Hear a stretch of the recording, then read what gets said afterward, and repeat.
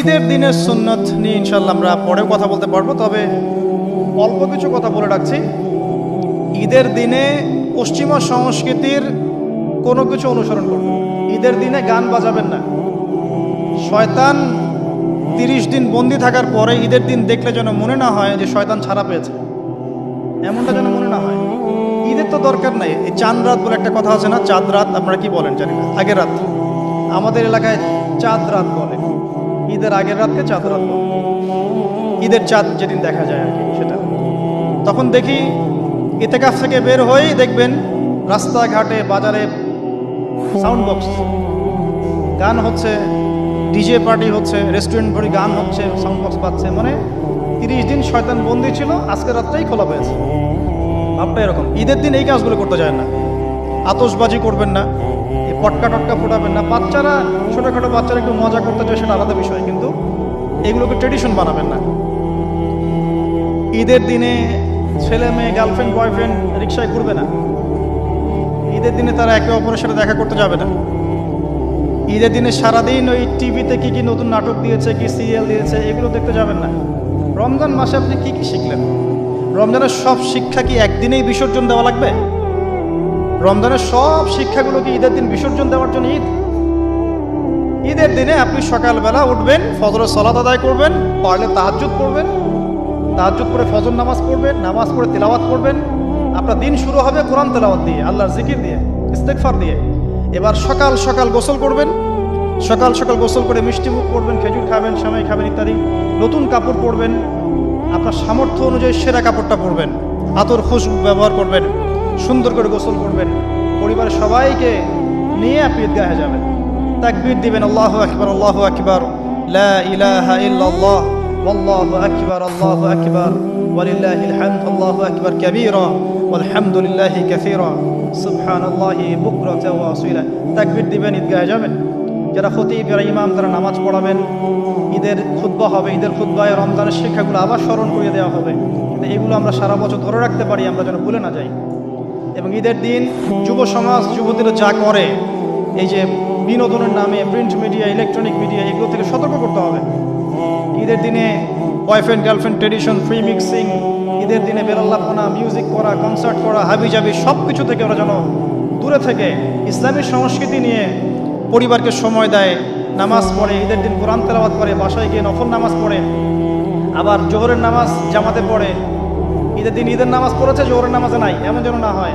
জোহর জামাতে পড়ে, আসর মাগরিব এশা জামাতে পড়ে, আত্মীয়দের বাসায় বেড়াতে যাবে, খোঁজ খবর নেবে।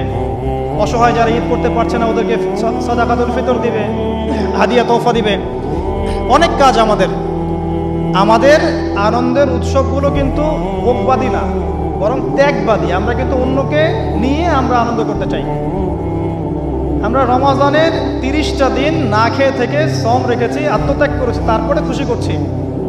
অন্যদের মতো নয় যে খালি ভোগবাদী দর্শন, এমন নয়। তো এগুলো নিয়ে আমরা ইনশাল্লাহ আবার পরে কথা বলবো, এখনো সময় আছে। ঈদের সুন্নাহ, লাইলাতুল কদর নিয়ে ইনশাল্লাহ আমরা পরে কথা বলতে পারবো। এগুলোর দিকে খেয়াল রাখবেন ইনশাল্লাহ।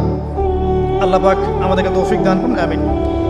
ইসলামের মৌলিক 5টা স্তম্ভ কি, আর সবচেয়ে গুরুত্বপূর্ণ স্তম্ভটা কি? ইসলামের 5টা স্তম্ভ হাদিসে জিবরিলের মধ্যে আছে। কোথায় আছে? হাদিসে জিবরিলের মধ্যে আছে। সহিহ মুসলিমের হাদিস নাম্বার 9 এবং মিশকাত হাদিস নাম্বার 2। জিবরাইল আলাইহিস সালাম মানুষের রূপ ধরে এসে নবী সাল্লাল্লাহু আলাইহি ওয়াসাল্লামকে জিজ্ঞাসা করেছিলেন যে ইসলামের সংজ্ঞা কি, আখবিরনি আনিল ইসলাম। তখন নবীজি বলেছেন, ইসলাম হচ্ছে আন তাশহাদা আল্লা ইলাহা ইল্লাল্লাহ ওয়া আন্না মুহাম্মাদান আবদুহু ওয়া রাসূলুহু। ইসলাম হচ্ছে প্রথমত তাওহীদ, লা ইলাহা ইল্লাল্লাহ, এবং মুহাম্মাদুর রাসূলুল্লাহ, রিসালাত। এরপরে ওয়া আন তুকিমাস সালাত, তুমি সালাত কায়েম করবে, ওয়া আন তুতিয়াজ যাকাত, যাকাত প্রদান করবে, ওয়া তাসুমা রমাদান, রমজানের সওম রাখবে, ওয়া তাহুজ্জাল বাইত ইন ইসতাতা'তা ইলাইহি সাবিলা, আর তুমি রমাদান মাসে, আর তুমি সামর্থ্য হলে হজ করবে, সামর্থ্য হলে হজ করবে। এই 5টা হচ্ছে ইসলামের পিলার। আমার সাথে বলেন, 1 নম্বর কি? তাওহীদ। 1 নম্বর কি? তাওহীদ, লা ইলাহা ইল্লাল্লাহ মুহাম্মাদুর রাসূলুল্লাহ। 2 নম্বর সালাত কায়েম করা। 3 নম্বর যাকাত প্রদান করা।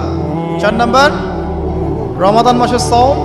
5 হচ্ছে সামর্থ্য হলে হজ করা। এর মধ্যে সবচেয়ে গুরুত্বপূর্ণ হচ্ছে তাওহীদ। তাওহীদ নাই তো কিছুই নাই, তাওহীদ নাই কিছুই নাই। লা ইলাহা ইল্লাল্লাহ মানে সবকিছু আল্লাহ থেকে হয়, আল্লাহ ছাড়া কিছুই নাই। কল্যাণ অকল্যাণ, ভালো মন্দ, ইবাদত, আমার ভালোবাসা, ভয় সব কার জন্যে? আমার জীবন মরণ, দেখতে দিকে সব কার জন্যে? আল্লাহর জন্য। এটা আল্লাহ, লা ইলাহা ইল্লাল্লাহ। আর মুহাম্মদুর রাসূলুল্লাহ মানে সব কাজ হবে একজনের তরিকায়। তার নাম কি? প্রতিটা কাজ করবো কার তরিকায়? মুহাম্মদ সাল্লাল্লাহু আলাইহি ওয়াসাল্লামের তরিকায়। এ হলো মুহাম্মদুর রাসূলুল্লাহ। এটা সবচেয়ে ইম্পর্টেন্ট।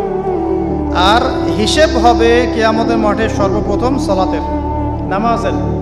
যার নামাজের হিসাব ঠিক থাকবে তার বাকি সব হিসাব ঠিক থাকবে ইনশাআল্লাহ। যার নামাজের হিসাব ঠিক থাকবে না তার কোনো হিসাবই ঠিক থাকবে না। আল্লাহ পাক আমাদেরকে বোঝার তৌফিক দান করুন, আমিন। 5 ওয়াক্ত নামাজ জামাতে পড়ার তৌফিক দান করুন।